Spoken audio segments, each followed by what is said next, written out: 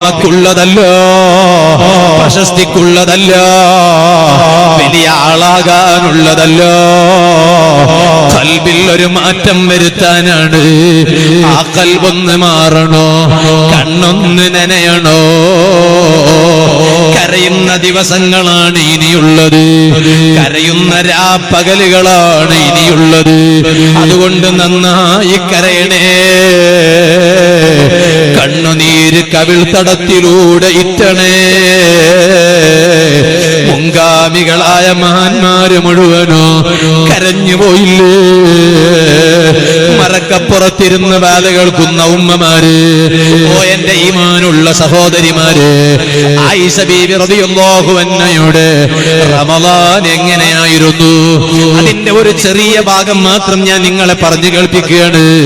ആയിഷ ബീബി റളിയല്ലാഹു അൻഹാ അതാ റമളാനിലെ പകലിൽ സുബ്ഹി കഴിഞ്ഞ ഉടനെ ഖുർആൻ ഓതുന്നു.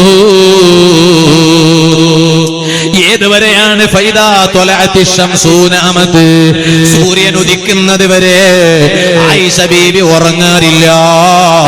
അത്താഴത്തിന് നേരത്തെ ഉണരുന്ന ഉമ്മമാരെ, സുബ്ഹി നിസ്കാരം കഴിഞ്ഞിട്ട് സൂര്യൻ ഉദിക്കുന്നതിന് മുമ്പ് വേഗം പോയി ഉറങ്ങല്ലേ ഉമ്മമാര്, വേഗം പോയി ഉറങ്ങല്ലേ സഹോദരിമാര്. ആയിഷ ബീബി റളിയല്ലാഹു അൻഹാ ഉറങ്ങാത്ത നേരമാണത്, ഉറങ്ങാത്ത സമയമാണത്.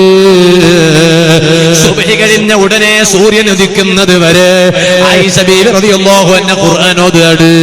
എന്നാലോ സൂര്യൻ ഉദിച്ചാൽ പിന്നെ ആയിഷ ബീബി റളിയല്ലാഹു അൻഹ ഒരൽപ്പം ഉറങ്ങുകയാണ്. ഇതുപോലെയാകണം എന്റെ ഉമ്മമാരുടെ റമളാൻ, ഇതുപോലെയാകണം എന്റെ സഹോദരിമാരുടെ റമളാൻ. അത് സാന്ദർഭികമായി ഞാൻ അങ്ങ് ഓർമ്മപ്പെടുത്തിയെന്നേയുള്ളൂ.